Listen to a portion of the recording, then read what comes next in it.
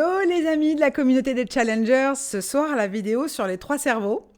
Et c'est Yannick qui va nous en parler principalement, puisque lui, il a fait état des trois cerveaux. D'ailleurs, vous avez l'aperçu de mon profil en début de cette vidéo, avec la façon dont j'utilise mes trois cerveaux. On ne rigole pas, s'il vous plaît. Et je ne sais pas ce que fait Yannick, il ne devrait pas tarder à arriver. Alors, on n'attend pas Yannick? Non, c'est Patrick aujourd'hui. Ah pardon, c'est la Saint-Patrick. Bonne fête. Ok, on peut toujours se reconvertir en comique, hein. Donc aujourd'hui, Yannick, possible. tu nous parles des trois cerveaux. Ouais. Et moi, je fais office d'élève et je pose des questions parce que je pense que tout le monde a plein de questions. Ah oui. D'ailleurs, ça serait génial qu'après chaque vidéo, vous preniez l'habitude de nous mettre en commentaire ce que vous en pensez, ce que vous en savez, parce qu'il y a des gens qui ont déjà une certaine culture là-dessus. Et comment est-ce que vous avez l'impression de vous servir de vos cerveaux, par exemple? Oui. Ok. Alors, on commence par quoi? Par le plus vieux? Ah oui, on parle du plus vieux. C'est moi, je crois. Non, Euh, oui. Et je n'ai pas le cerveau lent non plus. Bon, bref, on y va. Donc, on commence par le cerveau reptilien. Pourquoi? Parce que c'est le plus ancien, le plus archaïque, c'est l'instinct. C'est celui qui nous a permis de fuir quand il y avait du danger il y a très très longtemps, dans d'autres vies. Donc c'est celui qui est complètement instinctif. Ok? Donc quand vous rencontrez quelqu'un, s'il est très instinctif, il va flairer, il va se dire j'y vais pas parce que il sait si c'est bon ou pas pour lui. Ok? Donc ça, c'est en un fragment de seconde, c'est le plus rapide des trois cerveaux. Ok, on confond pas instinct et intuition, on est bien d'accord. On est d'accord? L'intuition, c'est pas le cerveau reptilien. Non, c'est un autre D'accord. cerveau. Très bien. Très bien. Avez-vous une autre question? Oui, je veux bien connaître la suite, s'il vous plaît. Oui. Donc si c'est bon pour le reptilien, on passe au cerveau limbique. Là, on est dans l'intuition et on est dans tout ce qui est créativité, imagination. On est plus dans le domaine du toucher, du tactile et puis aussi des images pour les émotions fortes. Autant le reptilien, c'était plutôt quelque chose de tranchant, d'ultra rapide et plutôt froid. Là, on est plutôt sur le limbique, plutôt ultra chaud. D'accord. Donc en fait, tous ceux qui auront le sentiment de réagir plus facilement en fonction de leur émotion Mhm. auront tendance à faire fonctionner, à réagir et à vivre, Oui, principalement dirigés par le cerveau limbique. oui. C'est ça? Pour ceux qui ont un cerveau limbique plus fort, ils vont être beaucoup plus dans l'ouverture aux autres et l'influence. D'accord. Le reptilien, il va plutôt être en méfiance, par crainte d'un danger. Donc il est plutôt pour couper les relations et le limbique est plutôt pour ouvrir les relations. Donc quand tu es fortement limbique, tu as besoin de connaître du monde et d'échanger et tu n'aimes pas trop être tout seul. Petite blessure d'abandon qui peut être là si le limbique est vraiment très très fort. Et puis le reptilien, lui, il sait fermer les portes, se cacher, se terrer ou fuir ou courir. Hein, c'est un petit peu la blessure du rejet qu'on peut identifier comme ça. Donc ça, ce sont les deux premiers cerveaux. Et puis il y a le troisième. C'est celui qui est arrivé et qui s'est développé de plus en plus pour l'être humain, puisqu'on est passé de civilisations archaïques à des tribus, des villages, des villes, la civilisation avec tout ce que ça prend en compte comme organisation pour que tout le monde vive de mieux en mieux. Donc il a fallu penser au futur. Donc autant le reptilien, il est retranché sur le passé. Mhm. On va dire que le limbique, c'est l'instant présent, la communication, voilà, les échanges avec tout le monde. Et puis la partie cartésienne, qui elle est du domaine du logique, qui a besoin de chiffres et de textes. Autant le limbique adore les images et les couleurs, autant l'analytique a besoin de chiffres et puis de plein d'autres choses pour pouvoir monter des projets. D'accord. Donc en fait, l'idée là, avec cette vidéo aujourd'hui, c'est un petit peu, beaucoup, passionnément, de voir si vous êtes dans le juste ou si vous êtes dans l'erreur par rapport au fonctionnement de votre cerveau. Personnellement, alors pour le coup, avec le profil Kanaka, dont on avait parlé dans la première vidéo qui s'appelle Avant-première, que vous retrouvez dans les guides du groupe,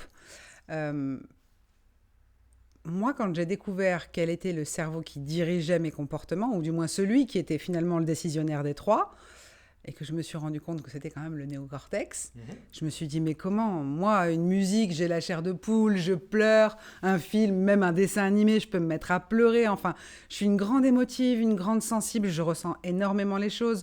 J'ai une faculté d'intuition et de perception qui est quand même assez grande. Comment est-ce qu'on peut me dire que je ne suis pas majoritairement drivée par mon cerveau limbique? Et en fait, là où je me rends compte de la perspicacité de ce résultat Ouais. de test Kanaka, le profil Kanaka, c'est que finalement, c'est vrai que si j'ai pas toutes les informations, mes émotions prendront jamais le dessus. J'ai besoin d'analyser, j'ai besoin d'informations, j'ai besoin de savoir, j'ai besoin de tout regarder, de tout paramétrer. Et une fois que j'ai tout paramétré, alors par contre pour le coup je n'aime pas du tout les chiffres, hein. Moi je suis très bonne en calcul mental mais les résultats sont toujours faux. Donc c'est vraiment, j'ai besoin de ressentir que tout est aligné pour que je puisse y aller. Après, je passe très vite à l'action une fois que je suis dans l'idée que c'est bon. Bah, l'analytique, en fait, il est là dans une stratégie. Il a soif d'information. Donc, c'est la partie cognitive qui est très développée.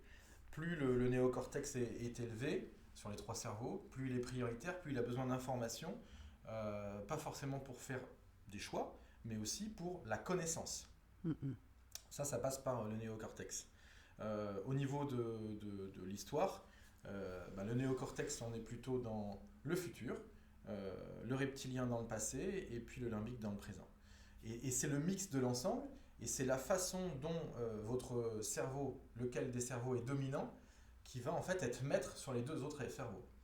Mais la meilleure chose, c'est d'équilibrer pour qu'en fin de compte, on ait à la fois de l'instinctif en disant c'est par là qu'il faut que j'aille, j'irai beaucoup plus vite.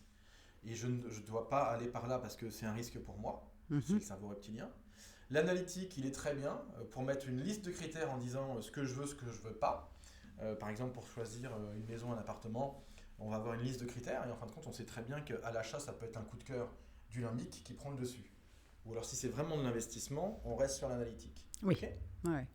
voilà. Ça dépend les fins. Donc voilà. Donc c'est le mix des 3 cerveaux. C'est mieux d'avoir 33% sur chaque cerveau, 0,33 pour que ça mixe bien ensemble. Dès que vous avez un cerveau qui est dominant par rapport à l'autre, justement, vous allez trouver des choses qui vont que ça freine ou qu'on a des peurs ou plein de choses comme ça. Donc c'est super intéressant par rapport à ce que je vous ai dit, de nous annoncer par vidéo comment vous prenez vos décisions, si c'est purement analytique, ou si c'est d'abord le limbique ou encore le reptilien. C'est super intéressant d'avoir justement vos points de vue par rapport à ça. Oui, de savoir si on prend nos décisions, donc en décrypté en langage plus simple, parce qu'on ne se rappelle pas forcément de qui est quoi, est-ce que c'est sous le coup de l'émotion, l'histoire du coup de cœur avec la maison? Oui. Est-ce que c'est sous le coup de la rentabilité de la maison, par exemple, puisque c'est cet exemple-là que tu as pris? C'est-à-dire, je l'achète, mais je pense déjà à la revente et je sais combien je pourrais la louer. Donc ça, c'est l'analytique. Oui. Et il nous reste le reptilien qui se dit, oh là là, si j'achète là, à côté, il y a des marécages, il y a un risque, voilà. Oui, le reptilien reste souvent en location. Oui, d'accord, ok. C'est comme ça, il peut partir très vite. Ok. Parfois sans délai. Moi, je sais que j'ai presque un équilibre entre le reptilien et le néocortex, oui, et le limbique est le plus bas. Oui. Vous imaginez ma frustration quand j'ai lu mon profil la première fois. C'est peut-être la chose qui m'a fait hésiter au départ à me dire je vais utiliser l'outil, le fameux outil Kanaka. Mais en fait, c'est tellement parlant et ça permet tellement de rééquilibrer les choses que j'ai succombé à la tentation. Pour info, j'ai l'analytique qui est devant, ensuite le limbique et après le reptilien. Oui, ok. Voilà. D'accord. Donc on attend votre retour et puis vos anecdotes par rapport à vos prises de position, les grands choix que vous avez fait dans la vie, c'est passé par quel cerveau? C'est ça qui nous intéresse. On veut tout savoir. En vidéo, bien sûr. Oui, ah bah oui. Oui. Sinon, avec des commentaires par texte, mais essayez la vidéo parce que ça va vous permettre de vous développer de plus en plus. Ouais, et puis de vous sentir à l'aise avec votre image, parce que je sais qu'on est nombreux au départ à avoir un problème avec son image. Et puis, c'est bien si vous prenez l'habitude à chaque vidéo du jeudi, justement de réagir exclusivement en vidéo. Oui. Et pour ceux qui ne se sont pas encore présentés dans le groupe, vous savez ce qu'il vous reste à faire. Le problème à l'image quand vous passez tout seul par rapport à un public que vous ne voyez pas ou là vous êtes à l'aise, c'est peut-être justement cette histoire de limbique qui est un peu fort et du coup vous vous sentez un peu seul devant la caméra. Pensez-y. À bientôt. Bonne soirée. Ciao, ciao. Ciao.